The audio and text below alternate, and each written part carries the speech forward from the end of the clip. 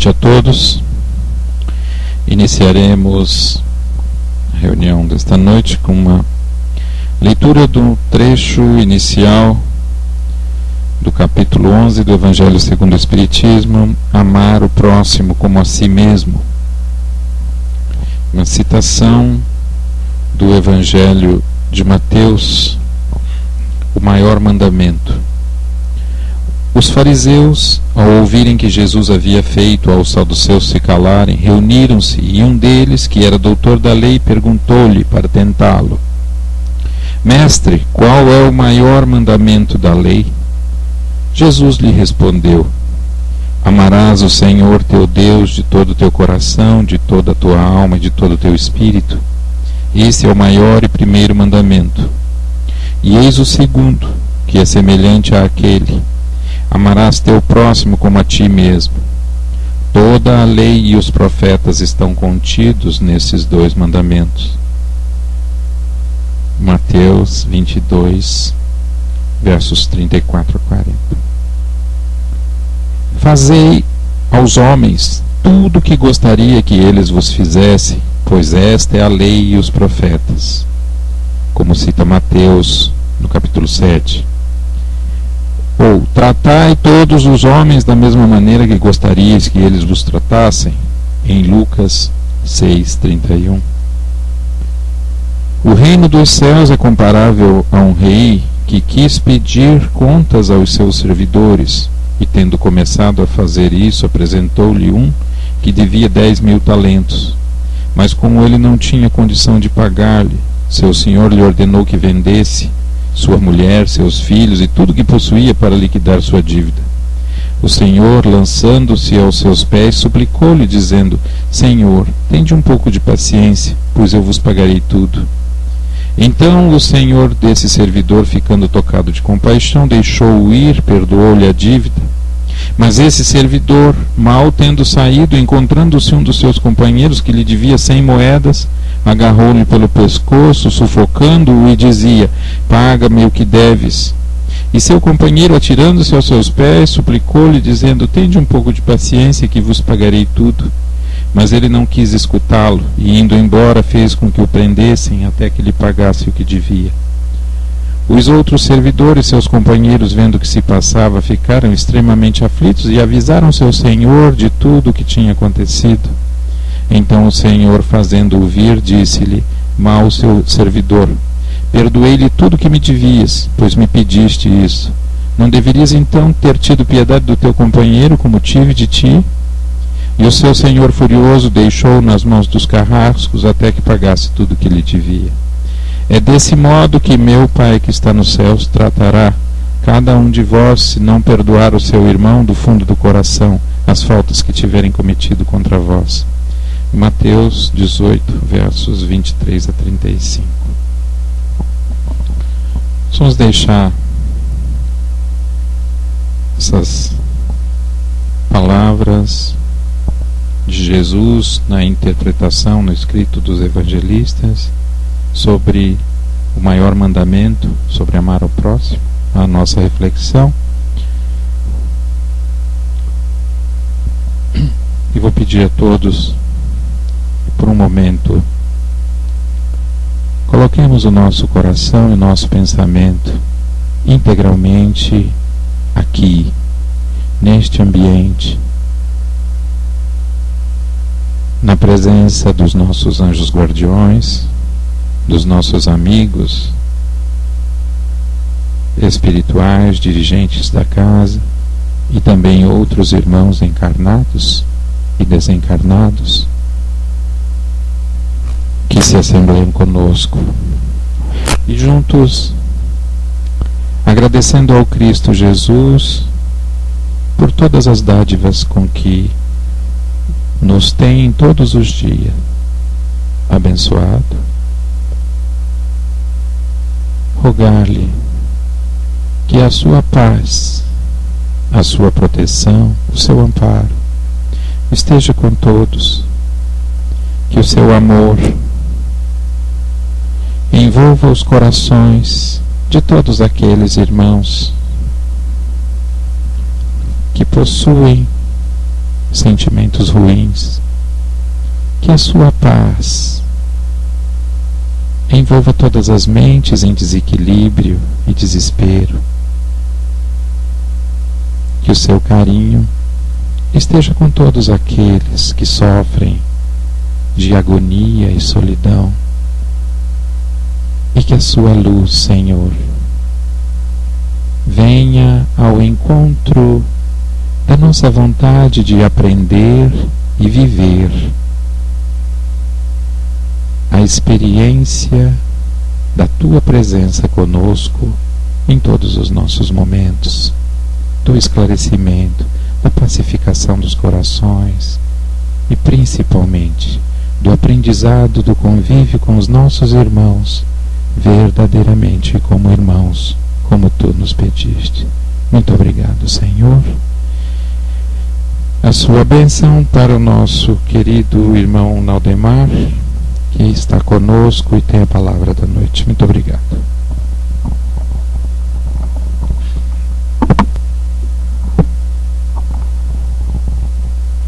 Boa noite a todos. E a paz de Jesus esteja envolvendo cada um de nós. Como é que estão todos? Estão bem, realmente? É possível melhorar em alguma coisa?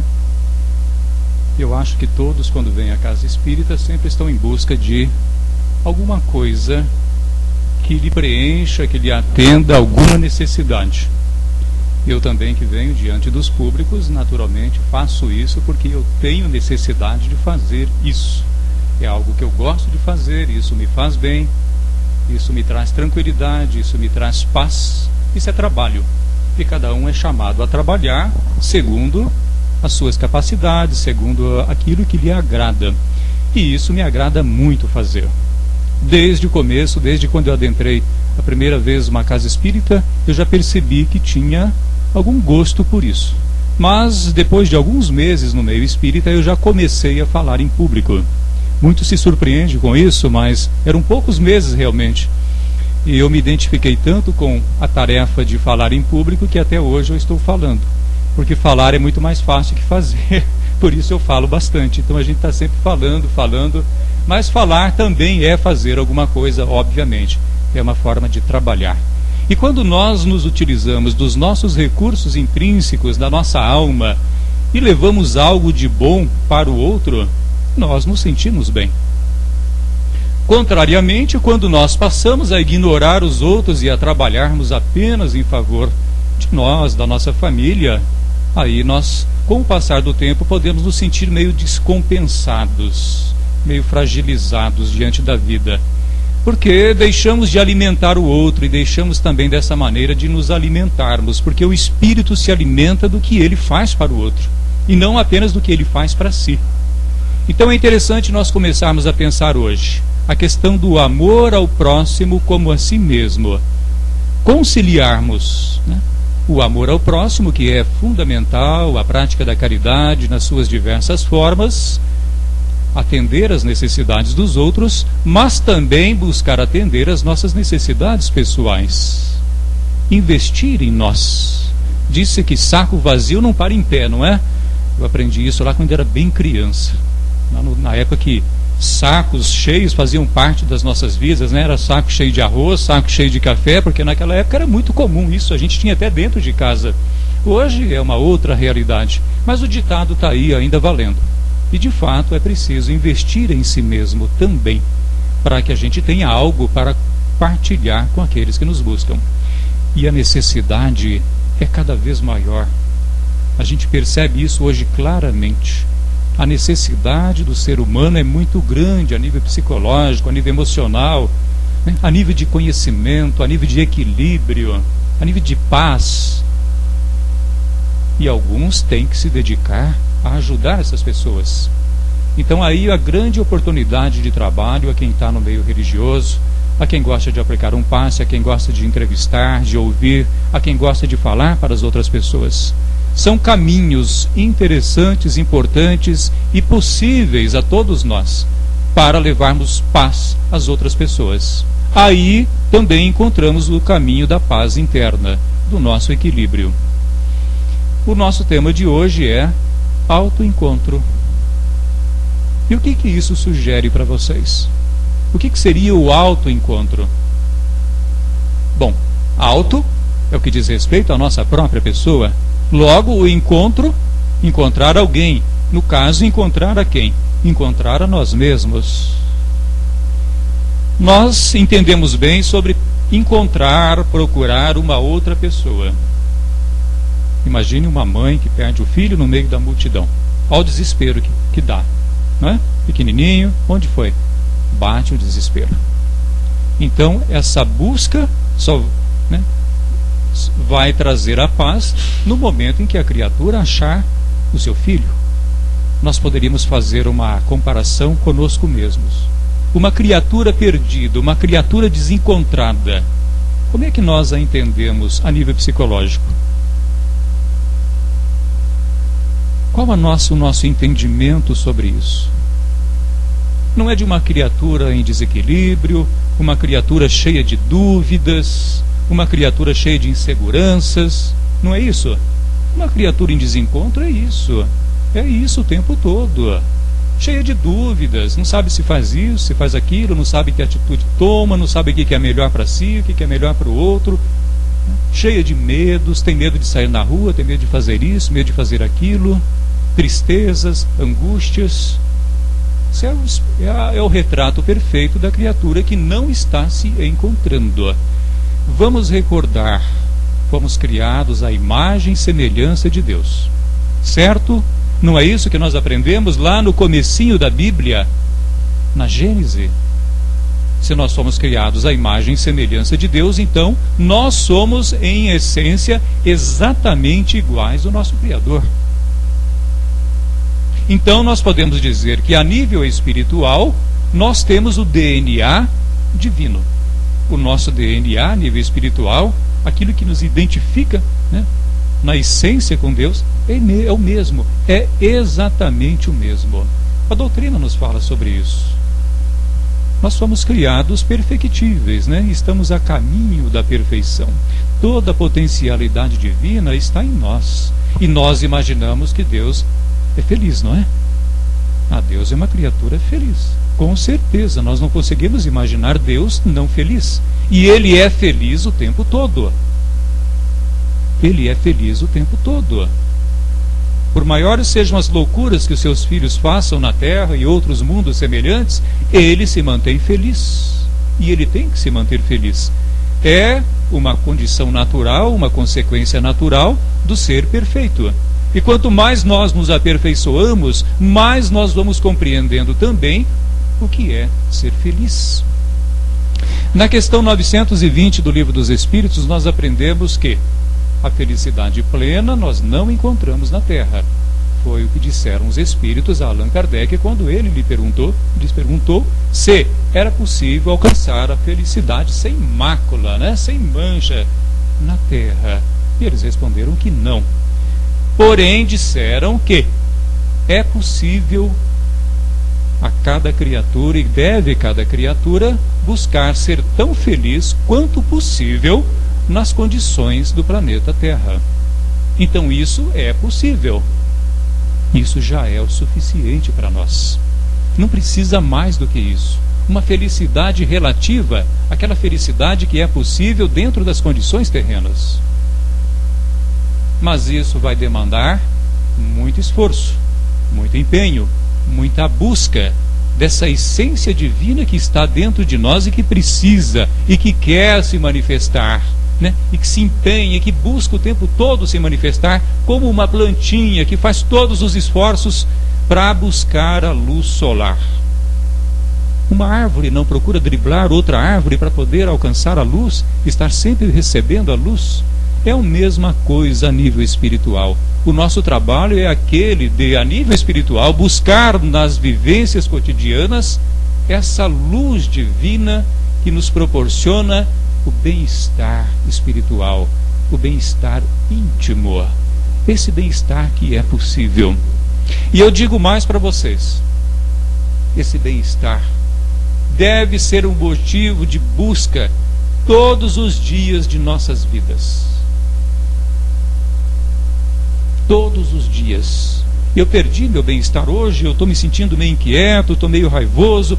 Então é um momento de parar, analisar por que eu estou me sentindo assim, o que causou isso, ou o que desencadeou esse estado de raiva, ou de impaciência, ou de irritabilidade, de mau humor, o que? Até encontrar. E se não encontrar, coloque-se em oração, converse com teu protetor, pede ajuda, ore o tempo que for necessário, até restabelecer o equilíbrio perdido. Porque não vale a pena viver só por viver. Vale. Tem que viver com objetivo, tem que viver com propósito e viver bem. Eu ainda conversava essa semana com uma colega que frequenta a nossa casa. De tempos em tempos ela aparece, toma passe por um tempo, depois desaparece, depois aparece de novo, porque tem muitos espíritos que são assim, né? Eles são bastante inconstantes. Buscam de tempos em tempos e tudo bem, faz parte. Uns são permanentes, outros são inconstantes. Eu acho que os inconstantes sofrem muito, né? Eles esperam a coisa ficar ruim para depois voltar, né? Estabiliza por um tempo, depois desaparece, a coisa piora e depois eles voltam novamente. Então é um vai e vem, é um negócio meio um estilo sanfona, né? Estica, ou ele está ligado por um elástico, né? Aquele que vai, estica, depois puxa de volta quando chega no limite e retorna. O ideal é a gente manter uma frequência regular no meio religioso, para ser alimentado e também se alimentar com os nossos colegas, né, de doutrina constantemente. E aí eu estava conversando com essa amiga, eu sei do histórico dela, do histórico da família, já conversamos várias vezes, e ela sempre se queixando, né? Muito trabalho, e trabalha na empresa, que é a empresa deles mesmos, uma empresa familiar, cheios de conflitos familiares. Agora imagine uma família que está cheia de conflitos, convive em casa e convive no trabalho, né? E depois quando dorme eles se encontram no espaço e continuam convivendo, né? Então é conflito 24 horas. É um desafio muito grande, né?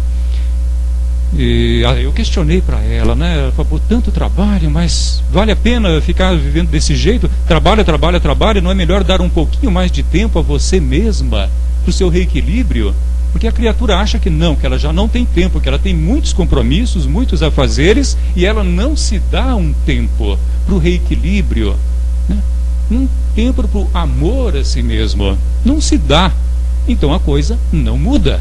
Não tem como mudar, né? Porque é contra a lei. Porque se fosse fácil, eu também não estaria aqui, eu ficaria na minha casa, não me empenharia como me empenho para poder manter o meu nível de equilíbrio, minha condição até de doador, né? Porque muitos nos buscam.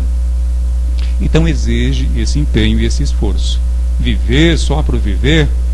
Quando eu cheguei ao meio espírita, muito jovem ainda, eu me recordo bem, eu não parava em emprego, eu não parava em... mudava até de estado, andei mudando, né? Porque eu estava sempre insatisfeito. Uma insatisfação constante, eu sempre ficava imaginando como é que eu vou estar daqui a um ano. Isso era constantemente, como é que eu vou estar daqui a um ano? Não sei se isso já ocorreu com vocês, mas naquela época, na minha juventude, isso acontecia. Depois que eu tomei contato com a doutrina espírita, eu percebi que o que estava faltando em mim era sentido para viver. Eu não via sentido na vida. Então só trabalhar, estudar, trabalhar e fazer isso e passear não bastava, não era o suficiente para o meu espírito inquieto, que tinha sede de conhecimento. E esse conhecimento eu iria encontrar dentro da doutrina espírita. E eu me recordo muito bem que procurei a doutrina como quem procura esse tipo de trabalho, né, que nos atende uma necessidade material. E quando a gente é jovem, qualquer dorzinha a gente acha que é um grande problemão, né? E lá fui eu, na casa espírita, em Rolândia, na época, eu morei um tempinho lá, e tive contato com o Dr. Luiz Carlos Pedroso, e ele fez uma abordagem muito bonita sobre o capítulo 9 do Evangelho segundo o Espiritismo, onde falava sobre a cólera. E eu gostei muito, né? Fiquei muito impressionado, e aquilo me tocou fundo. Ele me convidou para uma palestra que haveria na semana seguinte, numa terça-feira. Aí eu programei para ir à palestra e fui assistir a palestra à noite. E o tema foi... ele falou sobre o tempo, a importância do tempo. Também me tocou bastante. Foi o Leon Denis de Oliveira, da cidade de Franca, que fez a abordagem. Fizeram um sorteio de um livro. Os 2, 3 livros foram sorteados, né, pelos números nas papeletas. E um número anterior ao meu foi sorteado. Um número depois do meu também foi sorteado. E eu fiquei, eu queria ganhar o livro, né? Aí eu resolvi comprar o livro. Tinha alguns livros à venda lá na frente, né? Lá ficava mais ou menos nessa posição. Então lá no cantinho, no final da palestra, eu fui lá tal, e vi alguns livros, eu quero aquele ali. E indiquei o Evangelho segundo o Espiritismo. Nem sei por que é aquele, né? Meu mentor estava lá com o dedo junto lá. E é aquele ali que você precisa ler. Então eu pedi aquele livro. Aí voltando para casa à noite, nas ruas escuras, né? Hoje está tudo. Era uma casa de madeira muito simples. Ela ficava isolada na época, né? Isso é mais de 30 anos. Ela ficava lá isoladinha. Uma casa aqui, outra ali, tudo meio escuro. Hoje é cidade, hoje é difícil até de achar a casa lá, né? Está cercado de cidade, tudo muito bem iluminado, muito diferente. Mas eu saí durante a noite com um exemplar lá do Evangelho pelas ruas da cidade e fui aproveitando uma luz de um poste aqui, outra luz do outro poste ali, e fui abrindo assim e falei, puxa vida, mas é exatamente isso que eu preciso. Eu não pensei que isso aqui estivesse em algum lugar, que existisse esse conhecimento. E aí comecei a ler seguidamente o Evangelho, né? Todo dia, fui, enfim, degustando o Evangelho. Alguns 3 meses depois eu passei a frequentar a casa que eu frequento até os dias de hoje. Então aí houve uma mudança muito grande, porque eu aceitei a mudança, eu aceitei a proposta de mudança, eu aderi a ela, eu não criei obstáculos, eu não fiquei com dúvidas também, nenhuma. Eu nunca questionei, eu nunca duvidei. Até hoje, gente, até hoje. Nunca vacilei em relação à doutrina espírita, ao conhecimento espírita. Isso eu posso afirmar, nunca. Isso é muito bom, porque a dúvida, a vacilação traz muito sofrimento, né? A criatura fica desencontrada quando ela se deixa envolver pelas dúvidas. Desencontrada, perdida. E aí não caminha em direção a coisa alguma. Porque a gente tem que ter um propósito, e no estado de dúvida a pessoa não sabe o que escolher, o que fazer, né? Bom, então vejam bem, tudo isso contribui para o nosso autoencontro, esse bem-estar interno, essa coisa gostosa, essa sensação de paz. Eu tenho me preocupado muito com isso ultimamente, né? Nos últimos meses tenho feito muitas reflexões em torno dessa temática. Procuro estar vigilante, né? Mesmo quando estou caminhando, fazendo minha caminhada, né, no final do dia ou no cumprimento dos meus compromissos. Procuro andar muito consciente, né? Sempre bastante consciente daquele momento que eu estou vivendo. Eu não gosto de ficar caminhando, né, com o pensamento vagueando, longe, perdido. Não, eu gosto de caminhar centrado, né, sabendo no que eu estou pensando, ao mesmo tempo que estou observando a minha volta, as pessoas, observando a natureza. Eu adoro apreciar uma árvore, as muitas árvores. A natureza, ainda que pouca nas nossas cidades, está aí, tem alguma coisa maravilhosa. Eu acho que essa integração com a natureza, ela faz parte da nossa essência, nós não podemos fugir disso. Eu não consigo me imaginar morando num deserto, né? Eu acho que essa natureza, esse verde é muito importante. Eu dou muito valor a isso, mas muito mesmo. E chamo a atenção de vocês, inclusive, para esse detalhe, né? Valorizem o verde, valorizem o canto dos pássaros. Isso é muito importante para o nosso ser. Nós somos seres que estamos vindo aí de um processo evolutivo de milhares e milhares de anos, e nós estamos vindo aí de um período, né, de épocas em que a gente estava totalmente integrados à natureza, e de repente houve um rompimento muito brusco, né? Porque a história da civilização ela é recente, né? São poucos milhares de anos, isso é muito pouco dentro do processo evolutivo. E esse rompimento, isso tudo aqui, né, que é maravilhoso, mas a gente não pode ficar só nisso aqui. Precisa extrapolar um pouco esses limites das paredes, do concreto, do tijolo, do asfalto, para encontrar-se, para sentir esse prazer do autoencontro. Então, eu penso que o autoencontro exige também uma certa harmonização com a natureza, ainda que ela seja bastante restrita nos dias de hoje para nós que vivemos na cidade, né?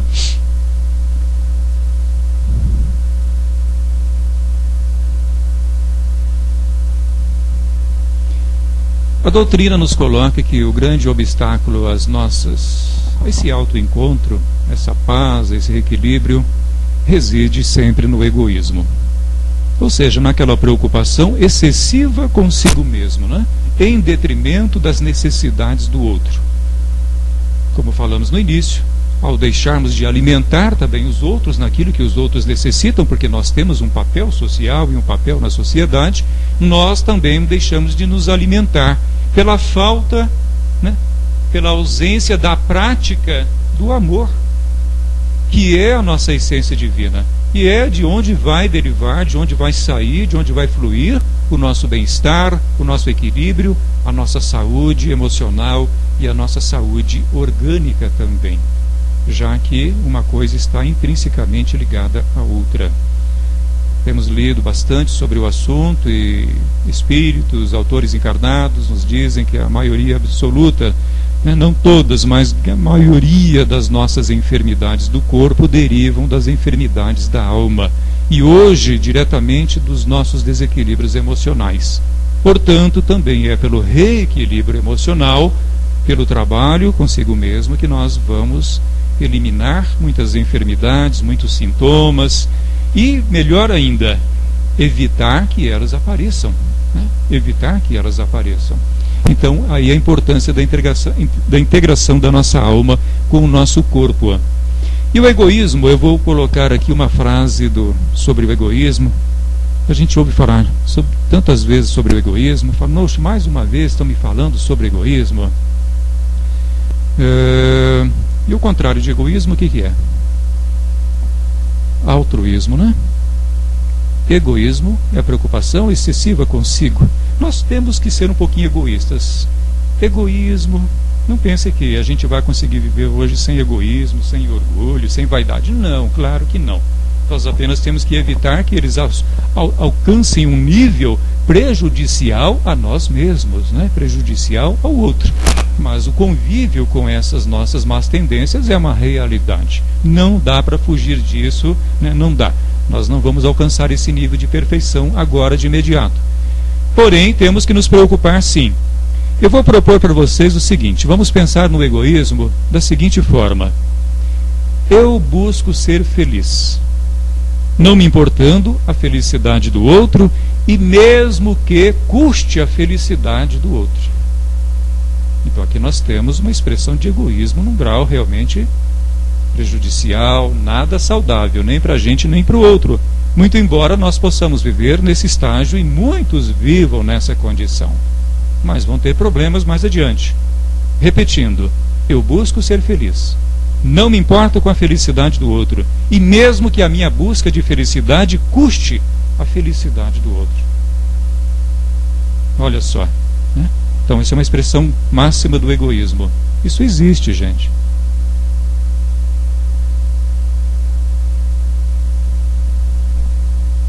Agora vamos propor o egoísmo sob outro ponto de vista, o da sublimação.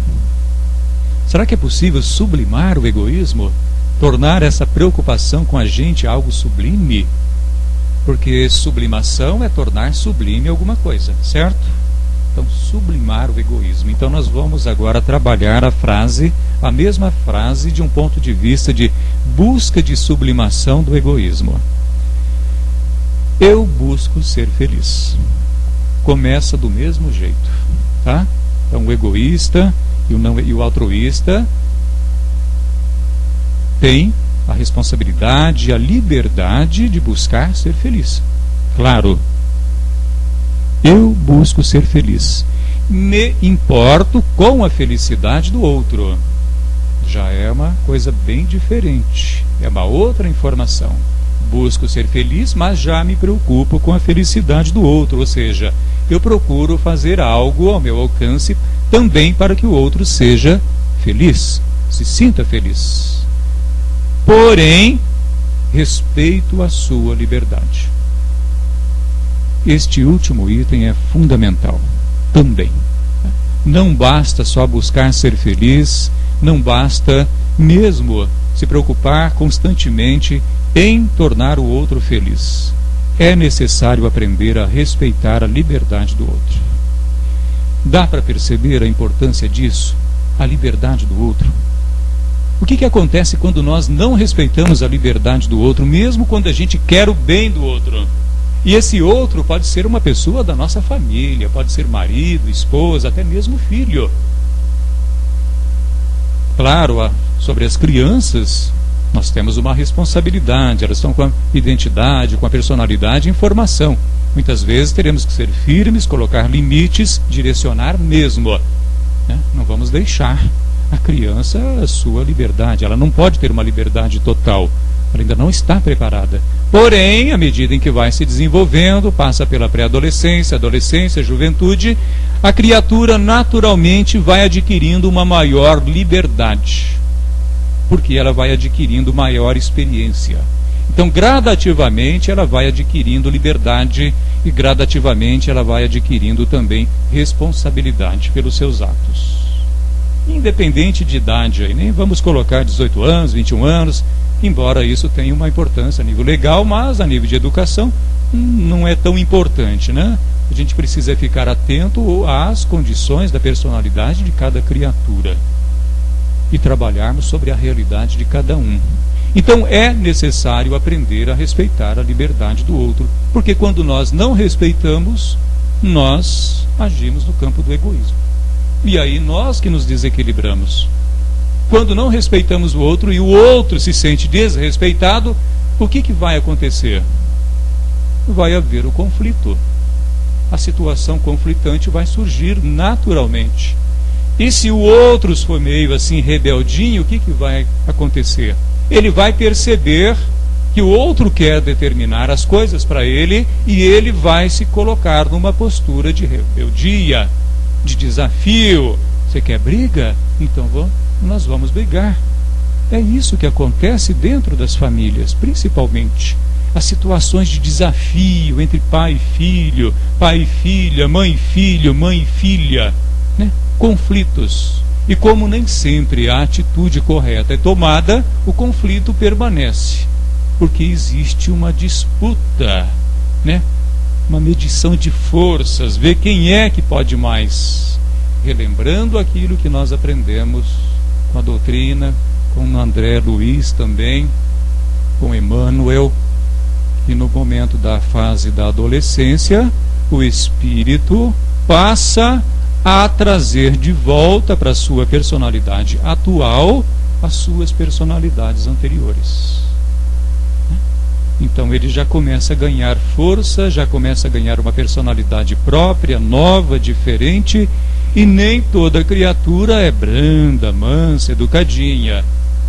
Às vezes traz arquivos, traz conteúdos de outras vidas, até em extremo desequilíbrio, cheios de revolta, de rebeldia, e isso vai transparecer no seu comportamento.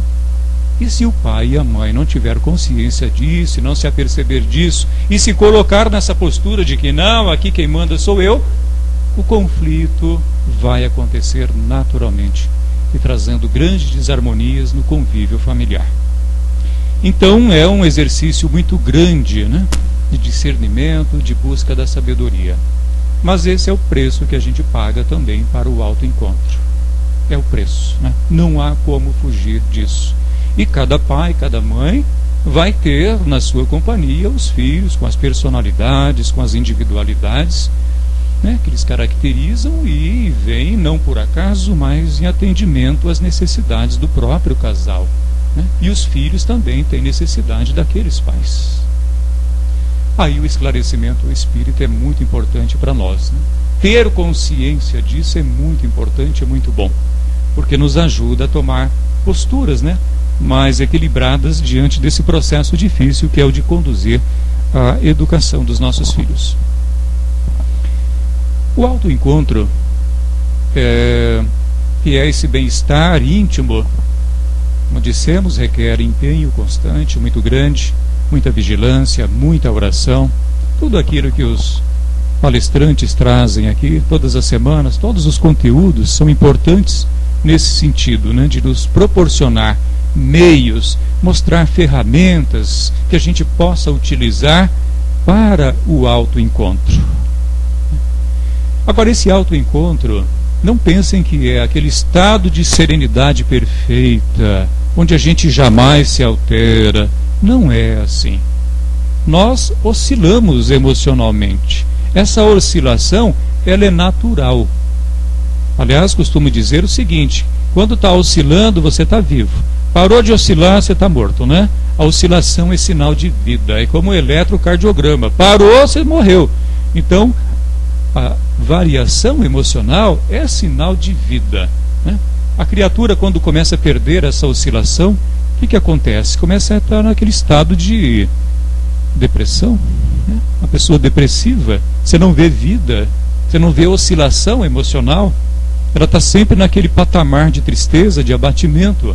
Então o espírito está, né, com uma oscilação muito grande, né, quase imperceptível. Então aí é um estado perigoso. Oscilar é natural. O problema é quando essa oscilação se torna muito grande ou muito brusca, muito violenta. De repente um estado de euforia, de alegria, vai lá no alto, daqui a pouco está lá embaixo. Isso já não é interessante para a alma, de forma alguma. Nem para a saúde do espírito e muito menos para a saúde do corpo. Ele acaba se ressentindo dessa alteração vibratória muito brusca e muito constante. Então, oscilar emocionalmente faz parte da vida. Por quê? Os desafios de cada dia, né? Os encontros, os desencontros, os compromissos, um compromisso financeiro, né? Um desentendimentozinho aqui, uma desarmonia ali, isso é natural. Natural, vai acontecer.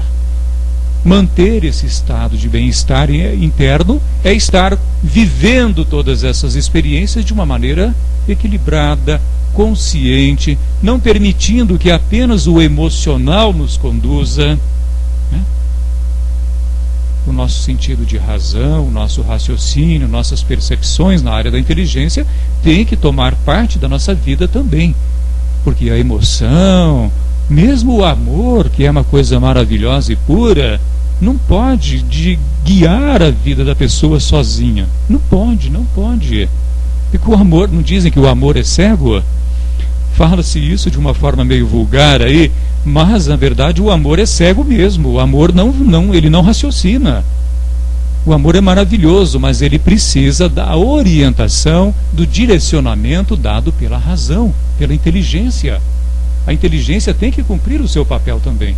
Aí, do equilíbrio entre a inteligência e o amor, o sentimento máximo, surge sim uma conduta equilibrada, né, que proporciona bem-estar para a criatura que vive essa experiência e proporciona bem-estar também para as outras pessoas. Aí nós encontramos a nós mesmos. Aí reside certamente o autoencontro. A proposta é muito difícil? O que vocês acham? É muito complicado isso? Ou é possível?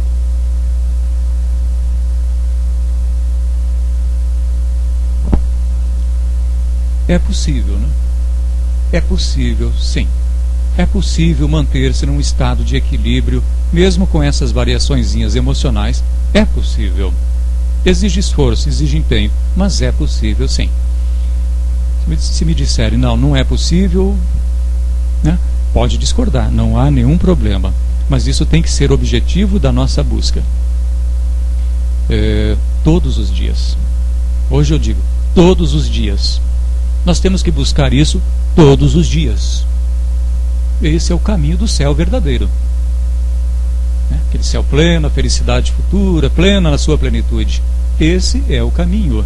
Se eu não me sinto bem, em paz e com uma certa felicidade hoje, o que vai me propor? Por que certeza eu vou ter de que terei amanhã, depois de amanhã, que depois que eu morrer eu vou ter? Nenhuma. Porque isso tudo é uma consequência das minhas conquistas íntimas. Se eu não consigo estabelecer esse clima hoje em mim, também não tenho nenhuma certeza de que vou estabelecê-lo amanhã, o mês que vem, daqui a 1 ano, 10 anos, depois da vida na Terra. Nenhuma. Eu preciso encontrar esse caminho, estabelecer essa realidade em minha vida, não importa o que venha acontecer. Claro, tem alguns momentos mais graves da vida, né? Uma perda de alguém muito querido, às vezes até da família. Quantos de nós já passamos por experiências duras, dramáticas? Mas nós sabemos que passa. Toda tempestade passa. passa. Aí é importante também não ficarmos apegados, né? À dor, ao sofrimento, à má experiência. Porque o apego ao passado é um sério obstáculo à nossa felicidade, ao nosso autoencontro. Mesmo as coisas boas do passado. Apego sempre nos segura, nos retém, né?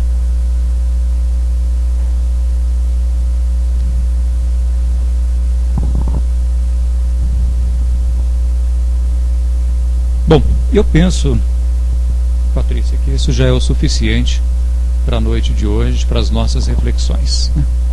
Convido a todos ao retornarem aos seus lares, no dia de hoje, no dia de amanhã, depois de amanhã, na semana que vem, nas outras semanas, e até convidaria vocês a escreverem ali, colocarem num papelzinho, autoencontro, minha busca diária, e colocar lá na geladeira, autoencontro, minha busca de cada dia, né? Se alguém tiver aqueles post-it, né, cola na geladeira, cola lá no armário, ou tem um imã, né? Todo mundo tem imã em casa, né? Todo mundo tem imã de pizzaria em casa, né? Então pega lá o imã da pizzaria. Eu não sei se tem algum que tem pizzaria aqui, dono de pizzaria aqui, né? Tira o imã da pizzaria, joga o imã fora, pega o imã só e coloca lá num papelzinho, escreve lá, autoencontro, minha busca de todos os dias, ou minha busca de hoje. Porque você vai ler todo dia, então todo dia vai ser hoje, né? Para ter em mente essa busca que tem que ser realmente a nossa, porque só isso vai nos proporcionar realmente aquele sentido de que está valendo a pena viver. Está valendo a pena viver. É proposta para uma filosofia de vida espírita. Tá? É uma proposta de filosofia diária, cotidiana. Não é uma construção de felicidade que muitas vezes procuram nos passar, e que eu também já procurei passar, e muitas vezes uma felicidade tão distante que a gente vai herdar um dia. Não. Não, hoje eu não penso nisso. Eu penso que essa felicidade, esse bem-estar tem que ser cultivado e buscado e estabelecido todos os dias. Todos os dias. Aí sim, nós podemos nos certificar e ter a certeza de que eu estou no caminho certo. Eu estou me fortalecendo cada vez mais. Eu estou passando coisas boas para as outras pessoas. Porque eu estou bem. E se eu estou bem, tudo de bom acontece para mim e tudo de bom acontece para as outras pessoas também. Então fica aqui a proposta a todos vocês. Pôr na geladeira, no computador, em qualquer lugar, no armário, autoencontro, a minha busca de hoje. E que Deus nos abençoe a todos.